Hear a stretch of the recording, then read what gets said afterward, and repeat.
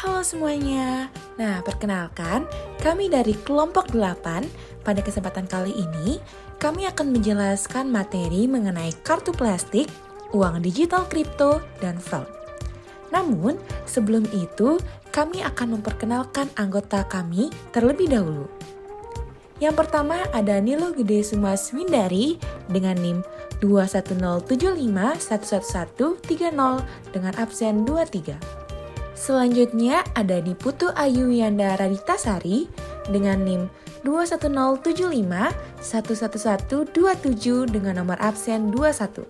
Dilanjutkan dengan Putu Putri Mayara Dewi dengan NIM 21075111128 dengan absen 22. Selanjutnya ada Niputu Pradistia Dewiani dengan NIM 21075111137 dengan absen 26. Dan yang terakhir, ada Niwayan Sutami Ekaningsari dengan NIM 21075111180 dengan nomor absen 30. Kalian pada tahu nggak sih pengertian dari kartu plastik dan pembayaran elektronik? Kalau belum tahu, simak video berikut ini. Jadi, pengertian dari kartu plastik adalah instrumen pembayaran atas kartu yang diterbitkan oleh bank atau lembaga pembiayaan yang lain yang dapat digunakan untuk alat pembayaran atas transaksi barang atau jasa yang dapat juga digunakan untuk penarikan tunai. Sedangkan pembayaran elektronik dapat didefinisikan sebagai alat pembayaran dalam bentuk elektronik, di mana nilai uangnya disimpan dalam bentuk elektronik tertentu. Nah, setelah kalian tahu definisi dari kartu plastik dan pembayaran elektronik, kartu plastik dan pembayaran elektronik juga punya sejarah dalam masa perkembangannya, yaitu sebagai berikut. Sejarah kartu plastik dapat dibedakan menjadi dua. Yang pertama dari dunia, yang dimulai dari tahun 1946, dipelopori oleh institusi perbankan di Amerika Serikat. Bankir dengan nama John Biggins dari Flatbush National Bank of Brooklyn melahirkan sistem ini dengan nama Chase It. Lalu yang kedua, ditandai dengan kelahiran Diners Club Card yang lahir pada tahun 1949, ditemukan oleh Frank M. Sinamara yang ketika itu sedang melakukan makan malam di restoran mewah. Lalu yang ketiga, American Express juga menerbitkan kartu serupa yang bernama Amex atau American Express. Perkembangan selanjutnya barulah lahir kartu kredit seperti yang kita kenal sekarang. Kartu kredit tersebut diterbitkan oleh Bank of America atau Visa. Selanjutnya ada perkembangan kartu plastik di Indonesia. Kartu plastik di Indonesia mulai masuk pada tahun 1980-an, yaitu kartu kredit yang diperkenalkan oleh Bank Duta yang pada saat itu menjalin kerjasama dengan Visa dan Mastercard International. Selanjutnya ada sejarah pembayaran elektronik. Sejarah pembayaran elektronik dapat dibedakan menjadi dua. Yang pertama di dunia, pembayaran elektronik atau e-money ternyata sudah mulai sejak tahun 1060-an. Selanjutnya, di tahun 1983, seorang bernama David Chow membuat suatu research paper yang isinya memperkenalkan ide uang digital. Pada tahun 1997, perusahaan Coca-Cola untuk pertama kalinya menawarkan untuk melakukan transaksi di vending machine dengan mobile payment. Setelah menjadi tren, barulah sejak saat itu perusahaan layanan electronic money pertama dan populer hingga saat ini, PayPal, muncul ke publik. Lanjut ke tahun 2008, muncul kurs uang digital baru yang disebut Bitcoin, dan dari situlah bermunculan istilah digital currency dan virtual currency. Yang kedua, ada sejarah pembayaran elektronik di Indonesia. Pembayaran elektronik di Indonesia mulai muncul saat banyaknya bisnis online dan offline di Indonesia yang memungkinkan mereka melakukan banyak transaksi keuangan. Perkembangan ini membuat banyak pihak perbankan akhirnya menyediakan jasa electronic money yang sudah terverifikasi Bank Indonesia. Selanjutnya ada jenis-jenis kartu plastik. Jenis-jenis kartu plastik dapat dibedakan menjadi dua jenis. Yang pertama berdasarkan fungsinya yang dibagi lagi menjadi 5. Yang pertama ada kartu kredit atau credit card yang merupakan alat pembayaran transaksi jual beli barang dan jasa yang pelunasannya dilakukan sekaligus atau secara angsuran sejumlah minimum tertentu. Yang kedua ada charge card, yaitu alat pembayaran suatu transaksi barang dan jasa yang pelunasannya pada akhir bulan atau bulan berikutnya dengan atau tanpa beban tambahan. Yang ketiga ada kartu kredit yang digunakan sebagai perintah bayar atau pendebitan terhadap rekening pemegang. Yang keempat ada cash card atau kartu ATM, yaitu kartu yang dapat digunakan untuk penarikan tunai baik di counter bank maupun pada anjungan ATM. Yang kedua ada berdasarkan wilayah berlakunya. Berdasarkan wilayah berlakunya dapat dibedakan menjadi dua. Yang pertama kartu plastik lokal, yaitu kartu plastik yang berlaku pada wilayah tertentu, misalnya seluruh Indonesia. Contohnya kartu ATM Bank Muamalat Indonesia. Dan yang kedua ada kartu plastik internasional, yaitu kartu plastik yang berlaku dan dapat digunakan di seluruh dunia. Contohnya Visa, American Express, Mastercard, dan Diners Club. Kemudian ada jenis pembayaran elektronik. Jenis pembayaran elektronik dapat dibedakan menjadi dua. Yang pertama menurut OJK, yang dapat dibedakan lagi menjadi dua. Yang pertama ada uang elektronik yang dananya disimpan dalam sebuah chip yang terdapat dalam sebuah kartu dan transaksinya secara offline. Dan yang kedua, uang elektronik yang dananya disimpan pada dana di sebuah server di mana transaksinya dilakukan secara online. Dan yang kedua, menurut Bank Indonesia, dapat dibedakan juga menjadi dua. Yang pertama ada uang elektronik registered yang merupakan kartu e-money yang data identitas pemegangnya tercatat dan terdaftar pada penerbit uang elektronik. Dan yang kedua, uang elektronik unregistered merupakan kartu e-money yang data identitas pemegangnya tidak tercatat atau terdaftar pada penerbit uang elektronik. Nah, di sini aku juga mau ngejelasin apa aja sih keuntungan dari kartu plastik itu. Mari kita simak dalam video berikut ini. Yang pertama yaitu kenyamanan. Kartu kredit dan debit memberikan kemudahan dalam bertransaksi. Jika kehilangan kartu kredit atau debit, kita dapat melaporkan ke call center bank penerbit kartu sehingga sementara kartu akan dinonaktifkan. Yang kedua yaitu keamanan, yaitu dapat mengurangi resiko kejahatan. Dan yang ketiga, dapat diterima di seluruh dunia, yaitu bisa mendapatkan mata uang lokal dengan penarikan dana melalui ATM atau bank di seluruh dunia yang menerima kartu kredit atau debit. Yang keempat ada fleksibilitas, yaitu kartu kredit dan debit dapat dipergunakan di mana saja sesuai dengan kebutuhan pemilik kartu tersebut. Dan yang terakhir yaitu elemen penting untuk transaksi belanja via surat, telepon, dan internet. Nah, selain itu ada juga nih manfaat dari pembayaran kartu elektronik yang bisa kita simak pada video berikut ini. Manfaat dari pembayaran elektronik. Yang pertama, memberikan kemudahan dan kecepatan dalam melakukan transaksi. Yang kedua, tidak lagi menerima uang kembalian. Yang ketiga, sangat applicable. Yang keempat, memperkuat keamanan dan mengurangi fraud. Yang kelima, mendapatkan banyak promo serta diskon. Ada juga peran Bank Indonesia dalam regulasi kartu plastik. Sebagai bank sentral memiliki beberapa peran dalam memastikan kondisi perekonomian dapat berjalan dengan baik, seperti misalnya mengenai pembatasan kepemilikan dan limit dari kartu kredit yang diberi. Regulasi yang mengatur tentang pembayaran elektronik. Yang pertama, pada tanggal 8 April 2014, Bank Indonesia melakukan perubahan atas PBI nomor 11/12/PBI/2009 tentang uang elektronik dengan mengeluarkan Peraturan Bank Indonesia nomor 16/8/PBI/2014 yang membahas penyempurnaan pengaturan perizinan tentang uang elektronik. Yang kedua, Peraturan Bank Indonesia pada nomor 18/17/PBI/2016 tanggal 29 Agustus 2016 merupakan perubahan kedua atas PBI nomor 11/12/PBI/2009 tentang uang elektronik atau electronic money. Selanjutnya, adapun pihak yang terkait di dalam kartu kredit. Yang pertama, ada issuer card. Ia merupakan pihak atau lembaga yang mengeluarkan dan mengelola suatu kartu. Yang kedua, ada merchant. Ia merupakan pedagang yang disetujui oleh pihak pengelola untuk dapat melakukan transaksi dengan pemegang kartu. Yang ketiga, ada card holder. Ia merupakan pemegang atau nasabah kartu kredit. Dan yang terakhir, ada acquirer. Ia merupakan lembaga yang mengelola penggunaan kartu kredit. Jenis-jenis mata uang digital kripto yaitu pertama ada Bitcoin, yang kedua ada Ethereum, yang ketiga ada Binance Coin, yang keempat ada Dogecoin, dan yang terakhir ada Litecoin. Setelah kita mengenal mata uang digital kripto, selanjutnya ada pun sistem blockchain dalam mata uang digital kripto. Apa itu sistem blockchain? Blockchain atau dapat disebut sebagai teknologi pembukuan terdistribusi atau Distributed Ledger Technology atau DLT merupakan sebuah konsep di mana setiap peserta atau pihak yang tergabung dalam jaringan terdistribusi memiliki hak akses terhadap pembukuan tersebut. Lalu, bagaimana cara kerja dari sistem blockchain?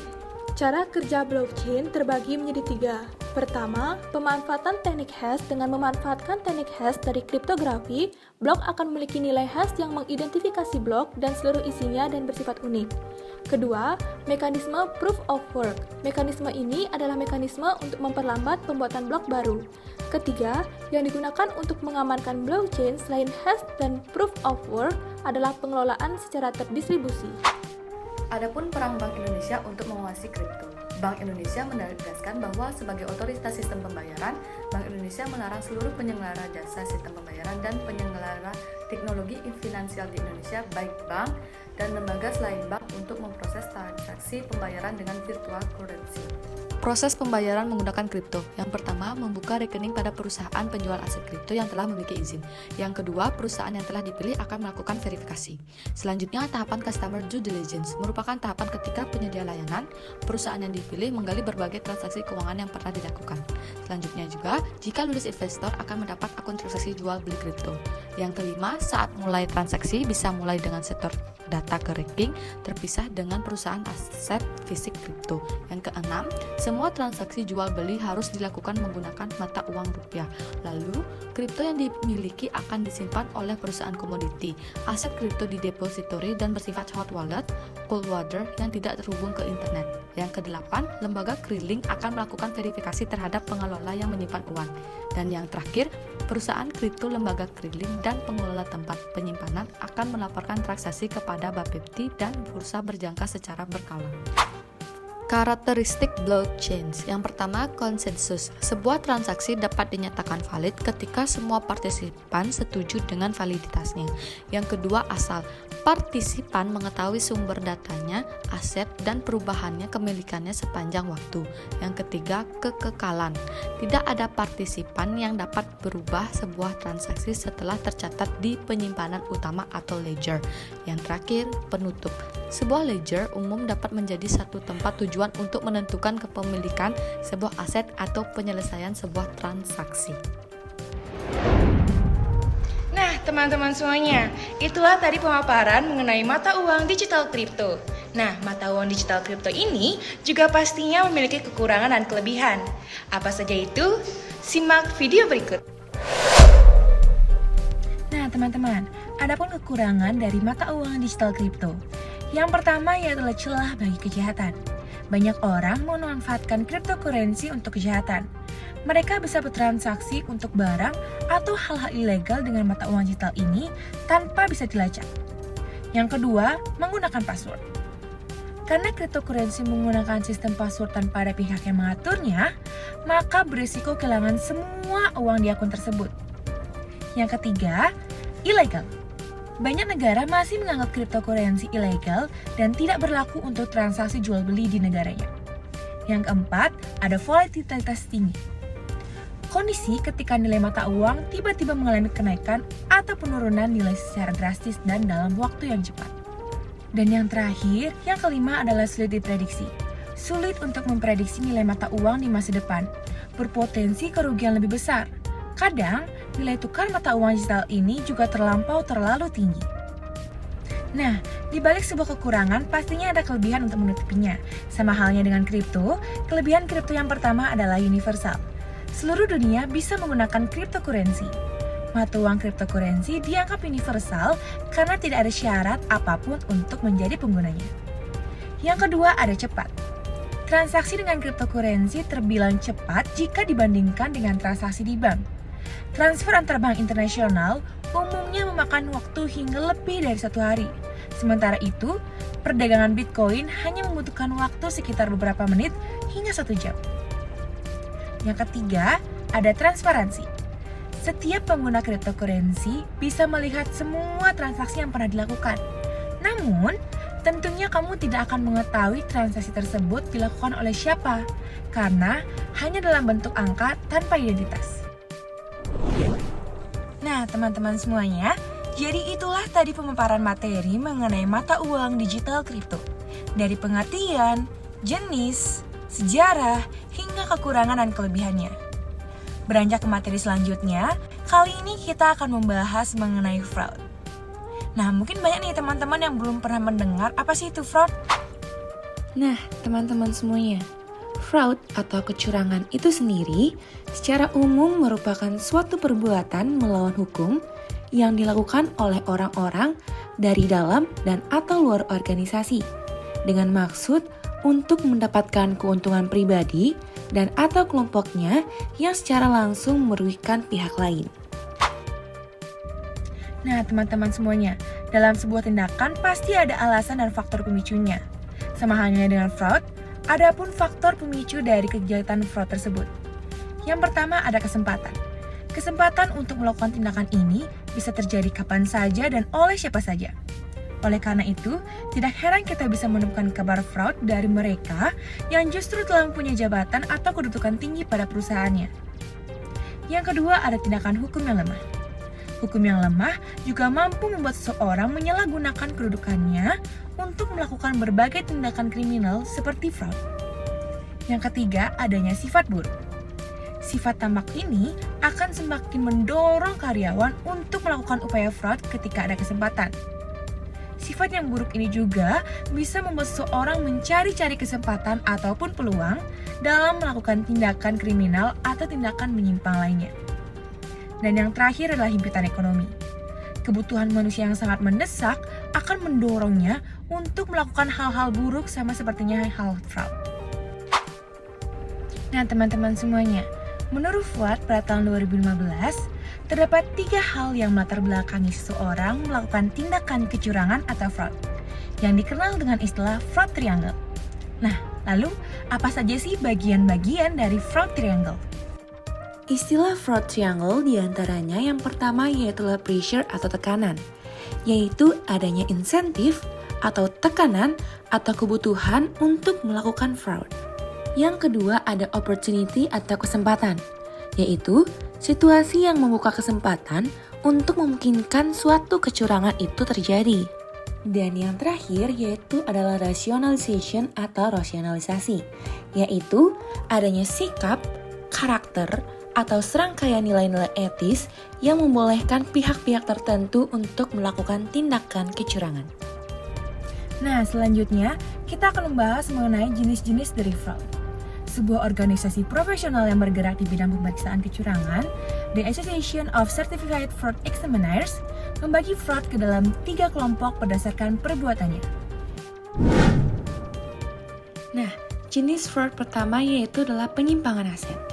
Fraud jenis ini melibatkan penyalahgunaan atau pencurian aset atau harta perusahaan, organisasi atau instansi oleh pelaku kecurangan. Fraud jenis ini paling mudah terdeteksi karena bisa dihitung. Contoh kecurangan berbentuk penyimpangan aset, misalnya menggunakan rumah dinas yang merupakan aset milik perusahaan untuk kepentingan pribadi dengan menyewakannya kepada orang lain. Ada juga penggelapan kas atau penggunaan aset lainnya untuk kepentingan pribadi tanpa sepengetahuan perusahaan. Selanjutnya yaitu adalah pernyataan palsu. Demi menutupi kondisi keuangan yang sudah direkayasa, biasanya pelaku memberikan statement palsu atau pernyataan yang salah hanya demi meraih keuntungan. Kecurangan jenis ini dikenal pula dengan nama fraudulent financial reporting, sehingga ada upaya manipulasi laporan keuangan dengan maksud menipu atau membohongi pihak lain yang berwenang menggunakan laporan keuangan tersebut. Contohnya ada understating liabilities dan overstating aset. Dan yang terakhir ada korupsi. Korupsi adalah jenis fraud terparah, terbesar, dan paling sulit dideteksi karena biasanya melibatkan banyak pihak secara terstruktur. Korupsi merupakan fraud yang paling umum terjadi di suatu organisasi ataupun perusahaan. Menurut Britannica, korupsi merupakan perilaku menguntungkan diri sendiri atau orang lain yang bersumber pada suatu hal yang bukan haknya. Korupsi dapat berbentuk penyuapan, pemerasan, dan penyalahgunaan informasi orang dalam suatu organisasi. Nah, dari gambaran fraud itu sendiri, faktor pemicu dari fraud itu sendiri, hingga jenis-jenisnya, lalu bagaimana sih cara mencegah terjadinya fraud? Nah, hal yang dapat dilakukan yang pertama adalah sosialisasi anti korupsi. Yang kedua, audit keuangan simultan. Dan yang terakhir, penetapan hukum secara tegas. Diharapkan hal-hal tersebut dapat mencegah terjadinya fraud sehingga mengurangi adanya kecurangan-kecurangan yang terjadi pada masa yang akan datang. Nah, demikian materi mengenai fraud. Beranjak ke materi selanjutnya yaitu adalah dasar hukum jerat kejahatan keuangan. Yang pertama, pengaturan hukum investasi. Di Indonesia, ialah berdasarkan pada Undang-Undang Nomor 25 Tahun 2007 tentang penanaman modal yang secara garis besar membedakan investasi langsung dari luar negeri atau foreign direct investment dan investasi secara tidak langsung. Lalu selanjutnya pengaturan hukum dalam kejahatan keuangan. Undang-Undang Nomor 15 Tahun 2002 tentang tindak pidana pencucian uang tanggal 13 Oktober 2003 dan saat ini telah diganti dengan Undang-Undang Nomor 8 Tahun 2010 tentang pencegahan dan pemberantasan tindak pidana pencucian uang atau UU PPT PPU tanggal 22 Oktober 2010. Nah, demikianlah pemaparan dari kami, kelompok 8 mengenai kartu plastik, uang digital, kripto, dan fraud. Kami mohon maaf apabila terdapat salah baik itu dari tutur kata maupun perbuatan, dan akhir kata kami tutup dengan satu buah pantun. Bunga melati harum mewangi, wanginya sampai di ujung jalan. Saya ucapkan terima kasih untuk waktu yang telah diberikan. Terima kasih semuanya dan sampai jumpa.